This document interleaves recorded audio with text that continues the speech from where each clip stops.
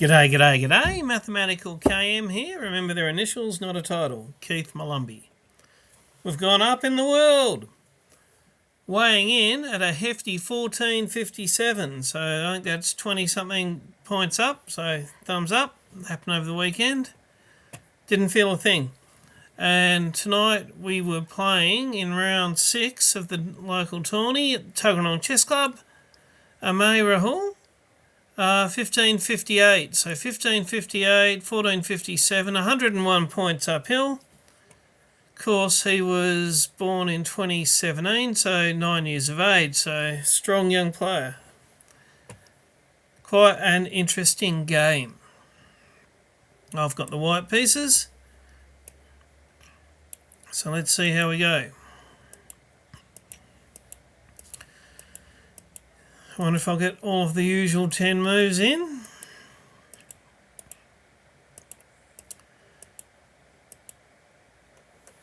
And you got to concentrate even during the standard 10 moves, because this is an interesting one, and I know Solomon's writing a new Hippo course, and this may be a situation to kind of be aware of, because this we will win a piece.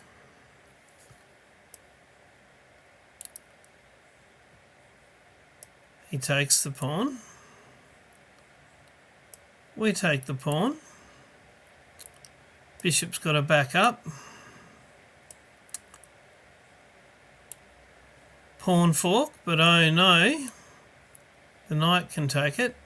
And that is played.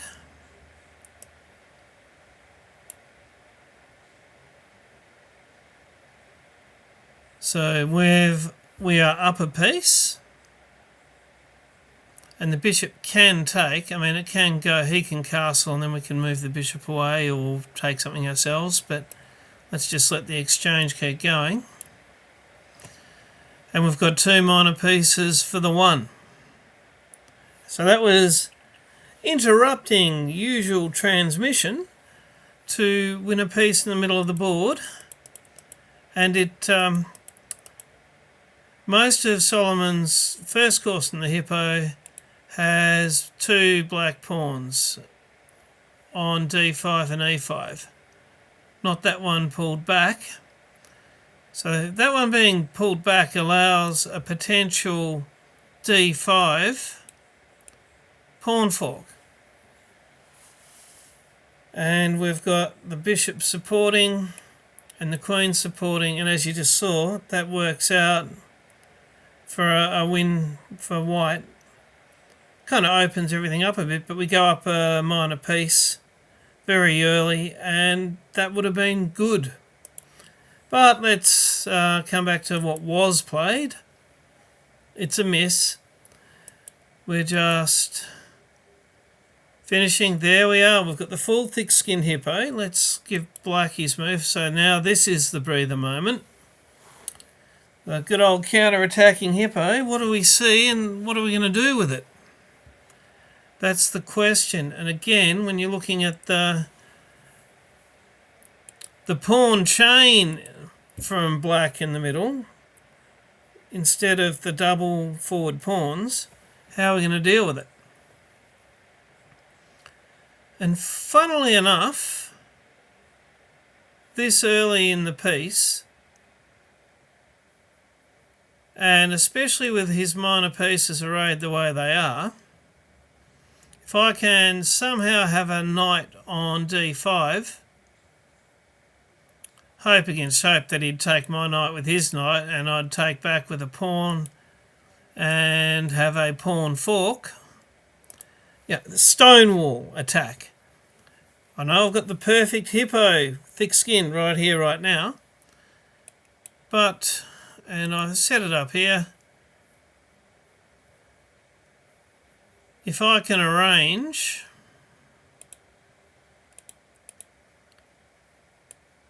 something similar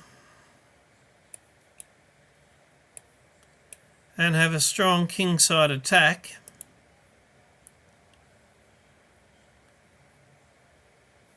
Well, that's the Stonewall. You actually have the F and the D pawn, but is it more? Actually, yeah, it's the I. Might need to make a new thumbnail. I was thinking it was a stony hippo, but I think this is more. Not sure about where the knights would go, but the Iron English. And then with the pawns and the attacking up the Kingside. Indeed it is. So let's see how we go, and whatever you call it, I'm thinking about getting this sort of a pawn structure.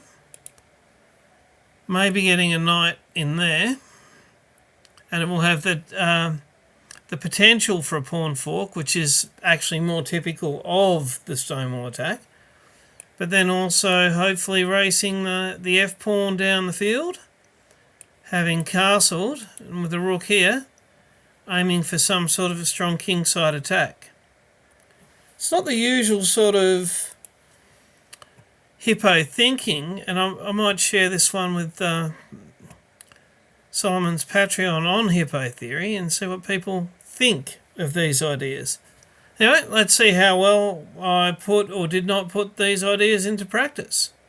So, C4 is best. I mean, so far that is a standard hippo move. Flank pawn, taking space where it's offered. Often it's attacking a pawn here. There isn't one here, so we can certainly play the move. Black has castled, so organising a strong kingside attack does seem to make a degree of sense. It's considered a mistake getting the almost like a Botvinnik grip, a cupola, I think it might be called. Really preventing d5. And with the potential maybe of trying to arrange to get a knight in there ourselves.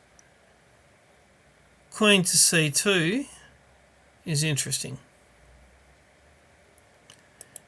But black lines a rook up on our king, which is good. Okay, they like knight to c3. Potential of knight into the d5 super outpost that we've created in there. You can see it's on the cards in there. He brings a bishop in. Kind of nice. The last thing, and remember this, the last thing that we want is for black to get a knight in there, especially if he has a knight in there and he gets a pawn here. But for now, we can't dive the knight in or our bishop is loose. So what do we do about it? Let's, and it's the best move, I'm quite ready to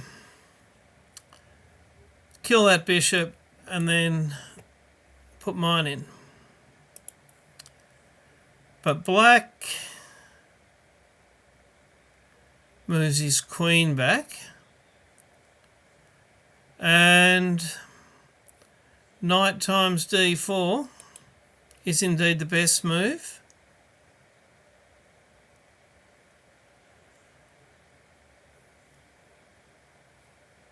But I've moved my queen up to arrange protection for my dark bishop when that bishop goes in. So I'm prepping for it. It's considered good.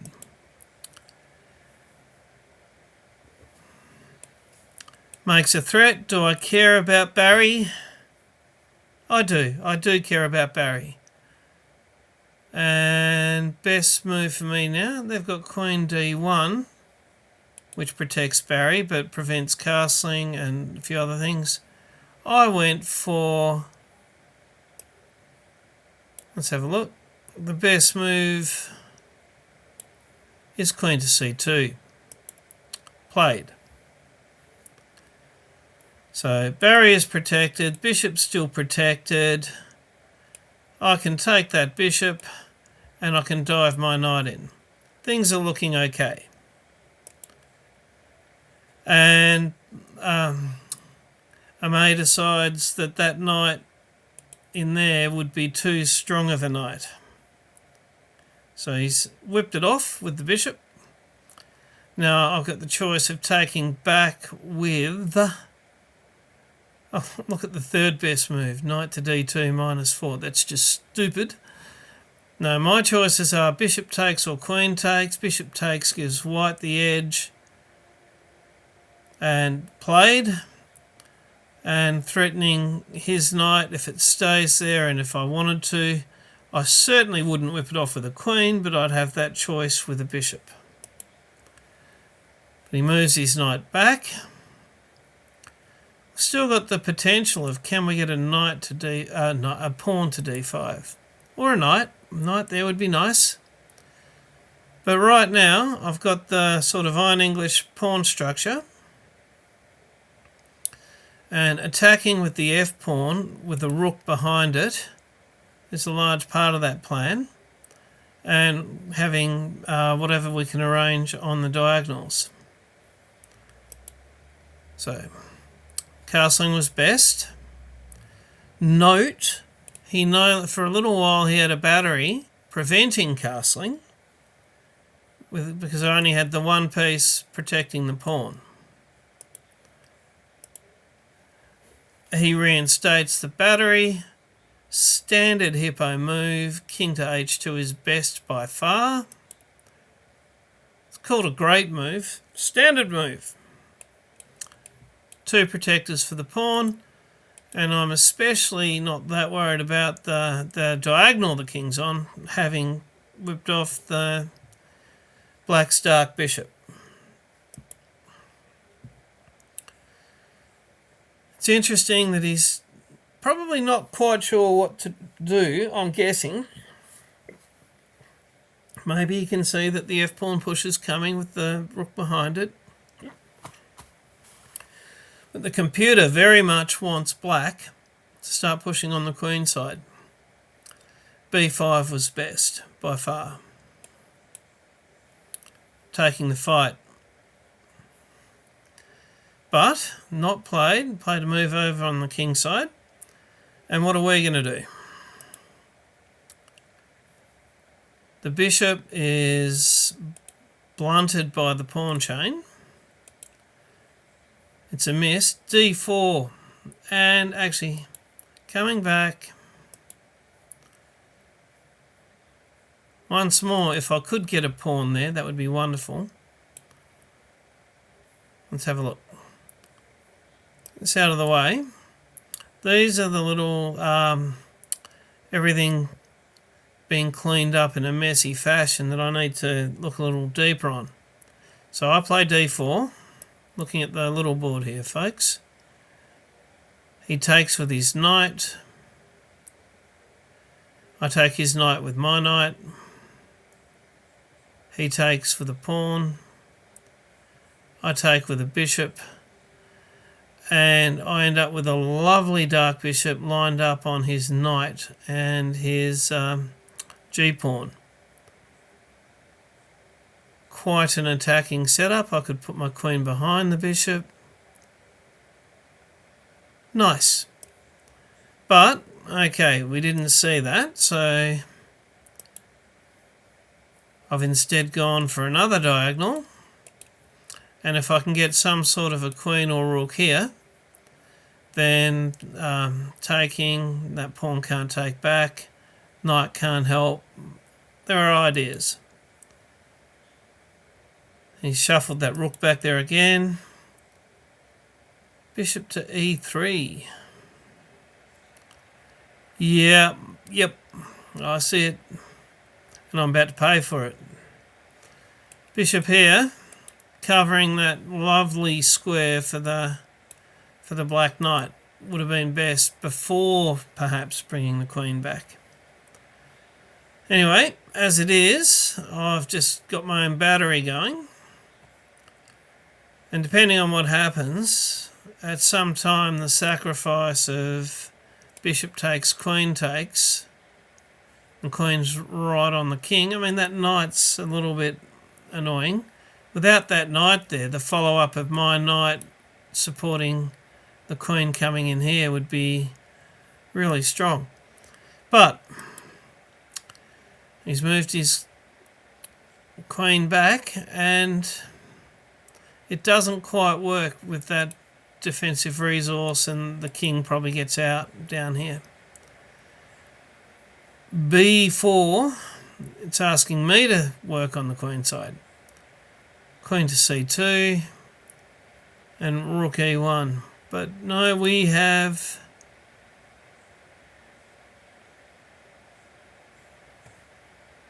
thought about,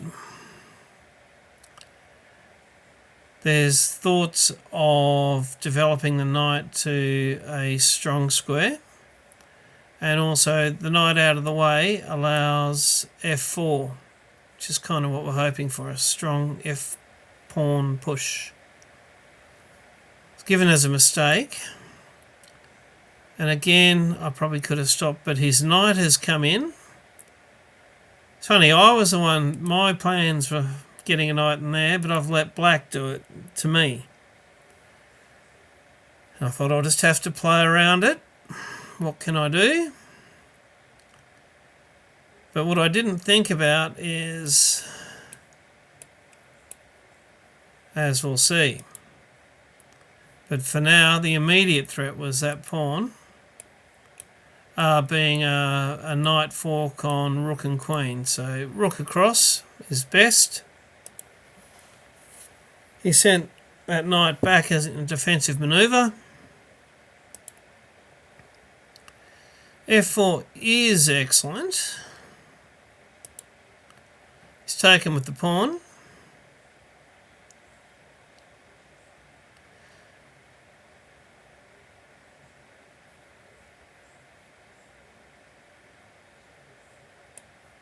Queen A1, preventing that particular shenanigan, is second best. Bishop takes.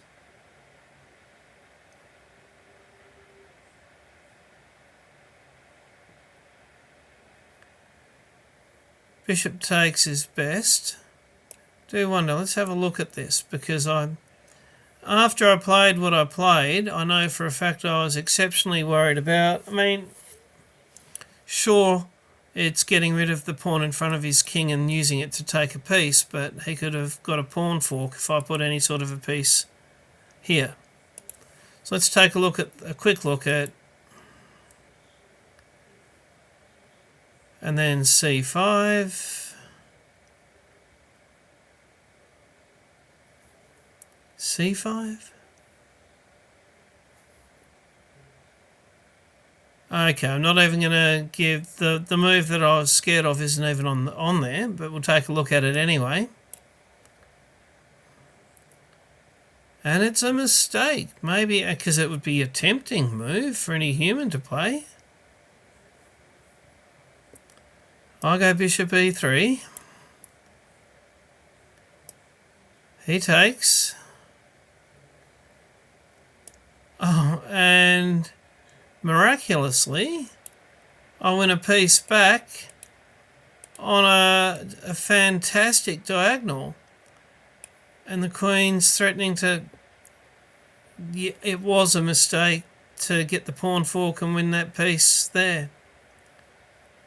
Okay, we're really starting to see some of the little patterns that I need to lock in with how things can break apart in here, and also practice the analysis. But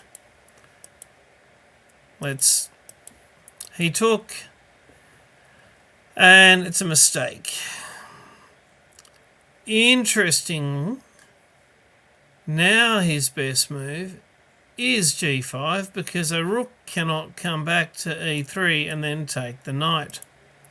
And getting the pawn fork here, winning the piece. Oh, let's have a quick look at it.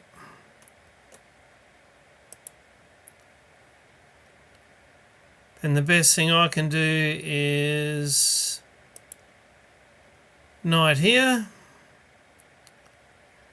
And if he takes the rook, I would get the knight. But is that not a good deal? It's his second best move. We'll give him that one.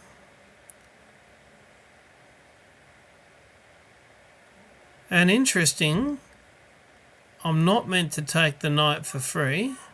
Yes, I am.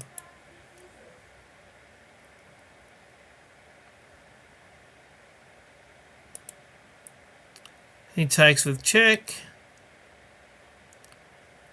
And we're left at king safety is ridiculous for both players. But minus 0.4 for black. So that would have been a pretty amazing series of moves. But now the actual game, let's go to the game. Here we go. I've played it. He takes. I go with the rook. But my eyes would light up as well. He spotted a queen rook fork with his knight. It's called a miss. The edge goes back to white. Best move, queen to e1. Played. Win up the exchange. Note, I can take with a bishop. I can take with a pawn. And the best one by far, by like -3, is taking with the pawn. Because it's threatening pawn forward, and we have got a semi-open file aimed at that king.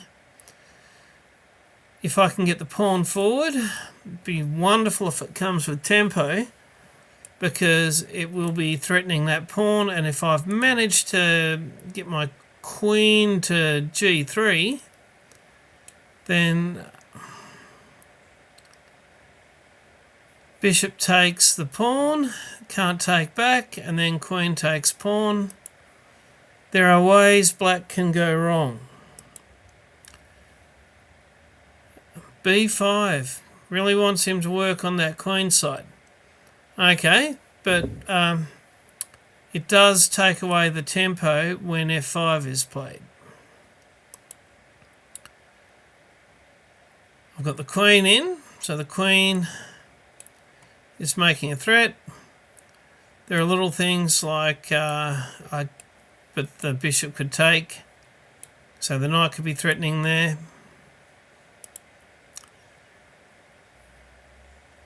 The knight can no longer block the queen if these things start to happen. That was worst. I thought that was not a bad move. Let's see. Bishop to f3. The other way of threatening. Probably should have started on it now. With the rook-queen battery coming in. If the pawn comes 2, I can take it. If it just comes 1, probably take with the knight, and then the queen could take. That makes perfect sense. Get that light bishop out of the way and get the rook in behind. In fact, let's take another, doing more of this than usual, taking a look at what chess.com's saying. So we've gone bishop f3, king h8, getting a little bit out of the way. Rook to g1, I would have thought rook f1 is somehow better, but no, we'll go second best, rook g1. He's got to do something.